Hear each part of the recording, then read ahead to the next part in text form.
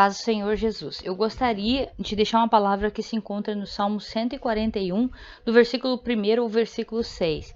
Está escrito assim: Senhor, clamei a ti, apressa-te em me socorrer, atende a minha voz, quando clamo a ti. Que minha oração esteja diante de ti como incenso, e o levantar das minhas mãos como a oferta da tarde. Põe um guarda à minha boca, Senhor, guarda a porta dos meus lábios.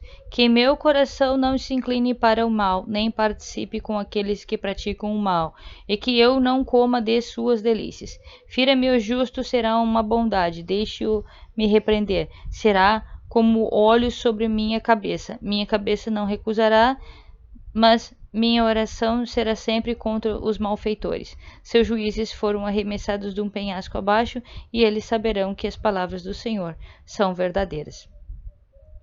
Irmãos, a gente sabe que a boca fala do que o coração está cheio.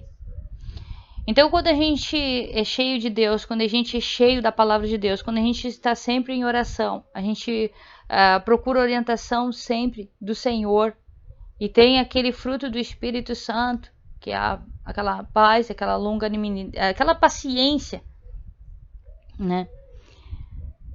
Nossas palavras, elas são sempre positivas, são sempre orientadas por Deus, pelo Espírito Santo. Acontece qualquer coisa, a gente é controlado, é prudente ao falar.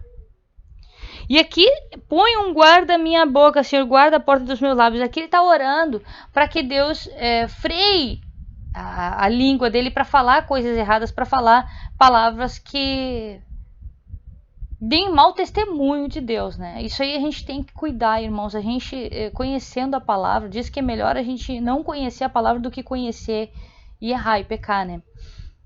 Então, quando a gente está na igreja, quando a gente conhece a palavra de Deus, a gente tem um compromisso maior com as nossas palavras. A gente tem que ter um maior controle sobre como a gente reage a provocações, como que a gente reage a ataques, como que a gente reage nas situações diárias. Quando a gente não é da igreja, cai alguma coisa, a gente fala uma palavra desagradável. Quando a gente está na igreja, aquilo ali já não pode mais ser desse jeito, porque a gente tem que dar bom testemunho, até para não enfraquecer a fé dos outros, até para não deixar as pessoas apavoradas, tipo, olha, tá na igreja e tá falando aquilo ali. Tá na igreja e tá espraguejando. Tá na igreja e tá desejando mal, tá na igreja e tá falando mal dos outros, sabe? Isso aí tudo, às vezes até desencaminha os outros que se desencantam. Puxa vida, se ela vai para a igreja e tá daquele jeito, se ela vive orando, vive lendo, vive pregando a palavra de Deus e fala aquele tipo de palavra, que transformação é essa? Que Deus é? Aí eles começam já a blasfemar contra Deus. O nosso testemunho, nossas palavras levam os outros até a blasfemar contra Deus. Mas que Deus é esse? Que Deus que é esse que ela serve? Que igreja é essa que ela vai? A culpa não é da igreja, a culpa não é de Deus, a culpa é nossa. Mas as pessoas transferem, né? Como se Deus não tivesse modificado, como se Deus não tivesse transformado, como se Deus não fosse o Deus verdadeiro, porque a pessoa está ali fazendo pecado. Então Deus não tem culpa de nada. Mas infelizmente a gente que tem que ter cuidado, a gente que tem que fazer esse tipo de oração aqui. Deus, põe guarda a minha boca, Senhor, guarda a porta dos meus lábios, que meu coração não se incline para o mal, nem participe com aqueles que praticam o mal, e que eu não coma de suas delícias.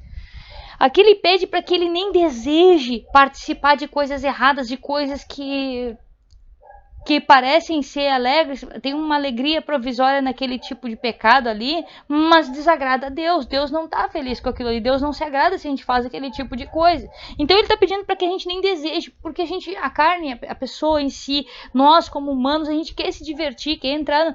A gente sabe que às vezes é inconsequente, sabe que vai ali, faz alguma coisa, acontece qualquer coisa, se arrepende. Puxa, por que eu fui lá? Por que, né?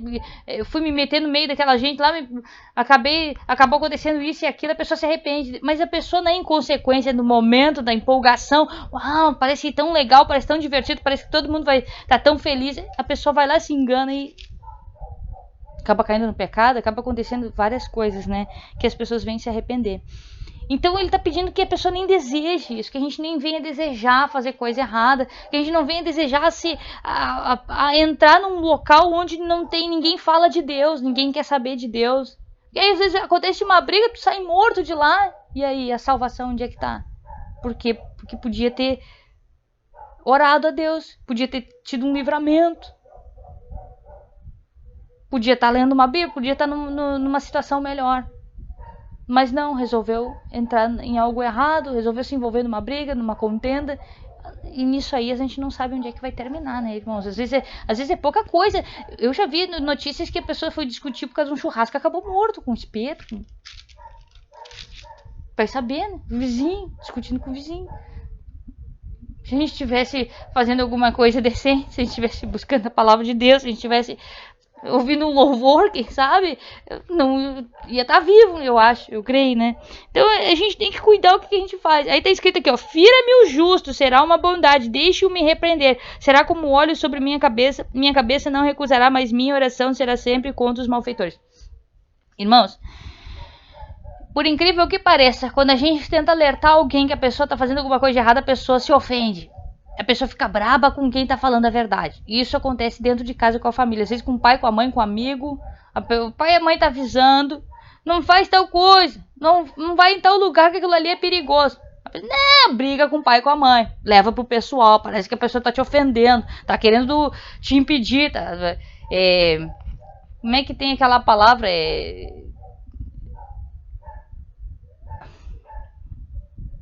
Cárcere privado. Eu me lembrei disso. Parece que o pai e a mãe tá querendo fazer um cárcere privado porque não quer que tu vá em tal lugar que é perigoso. Não tem nada a ver isso aí. Aí tu vai lá, a pessoa vai lá, fala com tal pessoa, se envolve e acontece exatamente o que o pai e a mãe falou. E aí? Claro, a pessoa vai reconhecer, tá? Primeiro brigou, discutiu. Então, nem sempre, irmãos, quem tá avisando é pro mal. Nem sempre o pastor que tá pregando é porque o pastor tá querendo o mal da pessoa. Às vezes tá escrito aqui, ó: fira-me o justo, será uma bondade. Às vezes é só algo pro bem da pessoa, não é uma ofensa. Mas a maioria das pessoas leva pro lado pessoal, parece que aquilo ali tá ofendendo. Não é assim, irmãos. Aqui já tá dizendo, a própria Bíblia diz. Às vezes é pro bem da pessoa. É algo para nos alertar. É algo que nem um pastor de ovelha. O pastor de ovelha vem lá com o cajado dele, com a vara dele, vem pra cá, volta pra cá, que tem lobo ali. Tem lobo ali que vai te matar. Então ele vai lá e vem pra cá, volta aqui, faz isso aqui, faz tal coisa, vai orar, vai ler a Bíblia, vamos participar de uma campanha, vamos fazer tal, vamos trabalhar na obra de Deus. Às vezes não é pra não te desencaminhar, não sair da presença de Deus, não acontecer algo ruim contigo ali na frente. Então não é pro mal, irmãos. Não levem tudo pro mal. Analisem bem se não é algo que seja favorável no final, né, das coisas. Eu gostaria de deixar essa palavra, que Deus abençoe a todos, a paz do Senhor Jesus.